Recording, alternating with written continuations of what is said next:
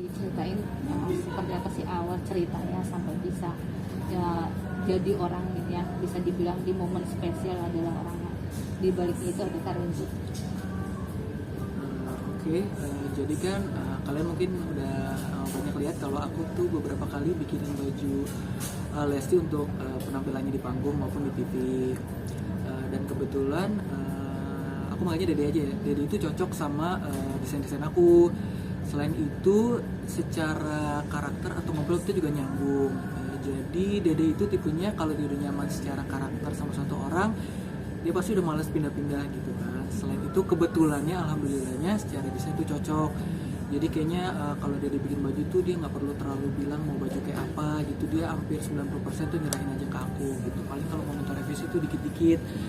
Nah makanya waktu itu pas dia kasih tahu aku mau lamaran itu tuh sebenarnya udah nyebut-nyebut seperti akan ada acara tuh di tahun ini dari akhir tahun lalu gitu, cuman belum bilang acaranya apa. Nah akhirnya Januari minta ketemu, barulah di situ dia ceritakan kalau dia mau lamaran dan lain-lain gitu. Terus bersedia nggak bikinin baju Dede gitu. Ya udah dengan senang hati dong karena itu kan semua kepercayaan gitu. Untuk modelnya juga nggak terlalu banyak request, cuman dikit deh, sisanya benar-benar hampir 90% tuh dipasrahkan gitu. Paling cuman request warnanya kurang lebih mau ke arah ini aja ya. Ke arah ini aja apa sih kalau boleh tahu Karenzi lebih detail? Kan sebenarnya kemarin sempat labil, aku biru apa hijau ya kak, hijau apa biru ya gitu, tapi hijau yang super sangat soft gitu ya. Akhirnya aku ambil tengah-tengah aja yuk, jadi ada shade birunya dikit dan hijaunya dikit tapi dipadukan oleh satu warna abu-abu gitu. Jadi sebenarnya itu gabungan 3 warna. Jadi kalau disebut warnanya juga susah secara spesifik ya. Jadi pokoknya nuansanya yang mau bilang abu, ada yang bilang netizen bilang abu ya sok, ada yang bilang hijau juga ayo, ada yang bilang biru juga sah-sah aja karena sebenarnya itu gabungan 3 warna tersebut. Kalau boleh tahu itu temanya apa sih Karenzi dari baju itu sendiri? Nah kalau tema desain kan sebenarnya aku secara style desain tuh udah punya ciri khas khusus gitu. Biasanya aku mendesain untuk orang itu dilihat dari postur badannya, karakter orangnya, gitu, warna kulitnya gitu. Jadi paling untuk cutting aku melihat gimana cara bikin Dede kelihatan tinggi, terus aku bayangin nanti Dede munculnya gimana pas pertama kali masuk ke ruang acara, gimana biar ada efeknya yang dramatis. Kurang lebih pertimbangannya seperti itu. Paling untuk spesialnya tuh aku buat motif bordiran itu aku ambil bunga bluebell karena itu cocok dengan momen lamaran dan hubungan antara Dede dan kakak gitu. Dan itu artinya secara jelas udah aku share di Instagram aku, bisa dicek aja.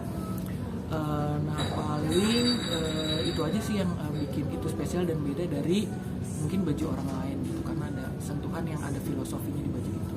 Oke. Kalau boleh tahu berapa lama sih Karenzi bekerja sama Dede sampai akhirnya membentuk sebuah gaun yang benar-benar super itu gitu? Kalau untuk lamarannya sendiri memang aku bahasnya dari Januari gitu, tapi di tengah perjalanan itu kan biasanya Dede nemu referensi, kak kalau gini bagus nggak, kalau gini bagus nggak gitu. Terus kalau menurut aku bagus, aku bilang bagus. Kalau aku bilang kayaknya kurang deh bagusan gini gitu. Jadi kita komunikasinya tuh selalu 2 arah gitu. Jadi tujuannya apa? Biar selain karakter aku juga kelihatan di baju itu gitu, Dedenya juga nyaman dan percaya diri pakai itu. Jadi aku nggak bisa juga terlalu memaksakan enggak harus gini deh gitu, dan sebaliknya gitu. Jadi harus ketemu di tengah-tengah gitu. Karakter Dede juga masuk dalam gaun itu nggak sih Karenzi? Kan dia anak yang apa adanya katanya kan, terus polos banget gitu kan, bisa dibilang gitu.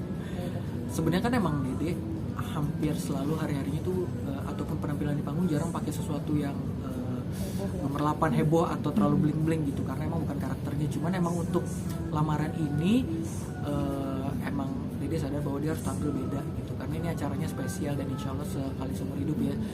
Terus selain itu kebaya memang identiknya kan dengan payet-payet yang bling-bling gitu, jadi emang nggak bisa juga dibedain dengan nggak bisa juga disamain dengan baju dia hari-hari. Dan jadi juga ngerasa ini aja juga sebenarnya udah heboh dibanding penampilannya hari-hari. Cuman heboh yang aku buat itu juga warna payetnya tuh dibuat senada, nggak yang terlalu tabrak warna gitu, biar tetap sesuai dengan karakternya. Jadi tetap manis gitu, sesuai karakter Dede dan style desain aku. Berapa kali fitting? Fittingnya itu 3 kali. Jadi fitting pertama itu belum dipayet, terus yang kedua udah mulai setengah dipayet. Udah 2 kali fitting, sorry. Jadinya cuma 2 kali fitting karena fitting pertama juga udah cukup pas di badannya si Dede. Cuma 2 kali. Ketika tahu hasilnya dan pas fitting terakhir, komentar Dede pertama kali itu apa? Ya pokoknya aku selalu nanyakan, Dek seneng gak sama bajunya? Udah Kak, aku udah suka banget gitu. Dari pertama juga dia udah suka banget gitu. Jadi pas hari dari fitting pertama kedua nggak ada terlalu banyak minta perubahan sama sekali. Bahkan pas aku bilang, Dek nanti belakangnya aku kasih efek lagi ya sayap gitu, biar nanti dari belakang orang tetap melihatnya dramatis segala macam gitu. Karena kan venue-nya tuh gede banget gitu, jadi nggak bisa bajunya tuh terlalu simple, nanti kebanting sendiri sama venue sama dekornya yang udah luar biasa mewah dan heboh gitu. Dan alhamdulillah sih kan deg-degan ya kalau bikin baju buat Dede karena fansnya pasti ekspektasinya tinggi gitu. Jadi alhamdulillah semuanya sih memenuhi ekspektasi para fans-fansnya Leslar. Berapa lama untuk pembuatannya? Itu dari pertemuannya kan sebenarnya 6 bulan ya, tapi efektif pengerjaan sampai fitting-fitting itu jatuhnya 3 bulan. Itu waktu yang lama nggak sih untuk seorang Karenzi gitu kan? Selama ini kita tahu banget di desain kamu gitu kan, sampai sebegitunya gitu, seperti yang tadi kamu bilang beban banget juga gitu kan? Beban sebenarnya, nungguin hari hanya kan kayak lama banget ya, nunggu sampai kemarin akhirnya lewat. Jadi itu nungguinnya sih yang lama. Kalau untuk pekerjaannya sih standar ya, dibilang buru-buru banget juga enggak, karena biasanya Lesti kalau minta baju panggung untuk aku tuh kadang-kadang H-3 baru hubungin, Kak Dede mau ini butuh baju gini-gini gitu. Tapi kalau untuk baju wedding gini yang penuh pengerjaan tangan payet itu tuh nggak bisa terlalu buru-buru, memang biar hasilnya juga maksimal gitu, akunya juga nggak mau. Tadi Karenzi bilang agak sedikit beban juga dengan sorotan netizen ya, otomatis tertuju kepada kamu. Jadi berarti sempat nggak sih ada rasa keraguan gitu loh, bisa dibilang seperti itu, karena ini momen spesial. Pasti banget sampai beberapa detik sebelum si Dede akhirnya muncul di live-nya acara TV itu ya, itu deg-degan banget. Dikit-dikit ngecekin DM gimana deh respon orang-orang terhadap bajunya gitu, serius. Aku sampai ngecekin gitu karena kan kalau emang detik jelek kan langsung masuk kan DM-nya pasti bertubi-tubi gitu. Jadi pas aku cek masuk dung gitu semuanya alhamdulillah positif. Jadi di situ baru berasa bebannya terangkat gitu. Jadi lega gitu ya. Jadi lega gitu karena alhamdulillah memenuhi ekspektasi mereka. Sedeg-degan itu kan Mulanya bisa terlibat di momen spesialnya Lesti dan Dede. Oke, sebenarnya kan jauh sebelum acara ini kan aku emang beberapa kali bikin bajunya Lesti.